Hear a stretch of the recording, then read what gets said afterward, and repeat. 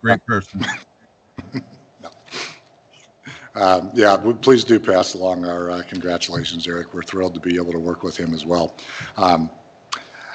I want to thank the A's for having worked through some issues with the non-relocation agreement, and as you'll all see if you haven't read it already, the development agreement that will be presented today.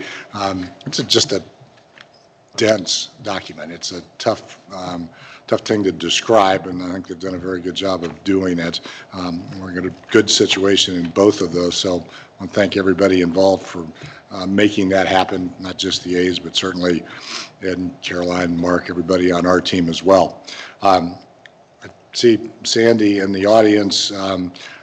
Wonder, Sandy, if you've got a few minutes and nothing better to do, if you could maybe come up and talk to us a little about where you stand on the financing of the stadium. Welcome.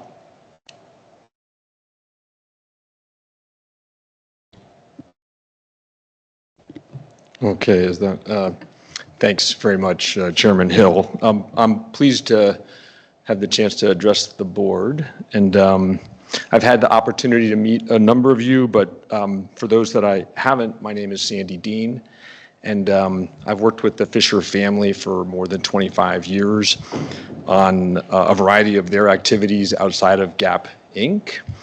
And in recent years, I've spent a lot of time working on the effort to develop a new venue for the A's.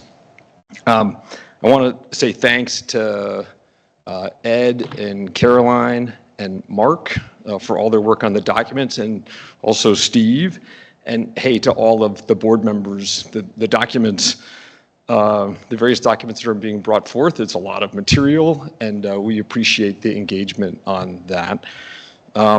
We obviously had a good base to start with the documents from what worked for the Raiders, but also it's still a lot of details to confirm.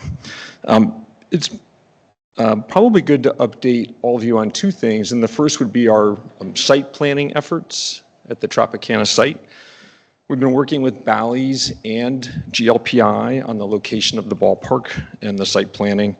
The ballpark has been located. It's going to be just a bit northeast of the center of the site. And the orientation of the ballpark will be towards MGM Grand and New York, New York. So there'll be some view of those as you look out the window from the design. Bally's is working hard to complete their initial planning for a phase 1 resort and has a significant team assembled for that. The timing of when a phase 1 resort would be built is something that's still yet to be determined.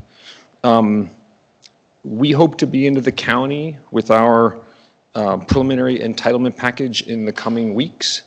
And as a reminder, I think people know, but we have a large team assembled working on the ballpark project.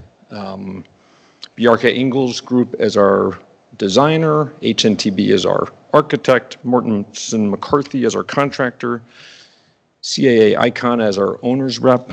Legends is working with us on ticketing and the design inside the ballpark to have that have the best odds of success here. And all of those folks I just described, all of them were involved with Allegiant with the exception of Bjarke Ingels Group.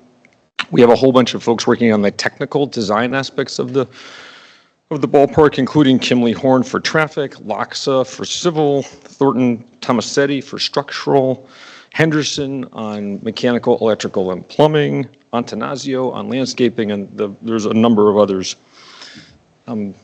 Any questions on any of that? And second, on our financing. This has been a topic of some speculation in the press. One thing I'll start with is that as part of our relocation process with the league, which was a more than 3-month process, our plans to finance the ballpark were reviewed and considered by the league. The budget for the ballpark has been set and talked about publicly for some time at $1.5 billion. You know, in these kinds of big projects, that number usually doesn't go down. We'll see if it goes up. The project is going to be financed from three sources: public funds, which is what brings us here from time to time, and some privately borrowed funds and equity contributions to the team. The public funds we expect will be in the range of $350 million, or perhaps just under. And it will be less than the maximum amount that was stated in the bill. And that's really a product of the amount of bonds that can be underwritten by the county based on the projections and so on that are associated with the ballpark. And that 350 sort of number is what we have expected really since the passage of SB1. The bill says 380 as a maximum, but we think it'll be a little bit less, and that's fine. The privately borrowed component of the financing, we expect to be about $300 million. We have yet to secure the debt financing. And also, I can tell you, we've had strong interest from a number of lenders that want to participate in that portion of the project and are excited to participate in that. I think in particular because the amount of privately borrowed funds relative to the value of the team and the value of the ballpark when it's done is conservative. And then the balance will be equity contributions to the team. And the Fisher family could do all of the required equity for the project. And also, it's been reported that we think it would be a positive to have outside investors in the team, particularly investors from Las Vegas. And so we are going to talk with folks about that. And that's something we'll be getting going on in the coming months. It has been intentional to defer that until sometime soon, because we thought it would be helpful to have the design for the stadium be more refined before going out to talk with investors.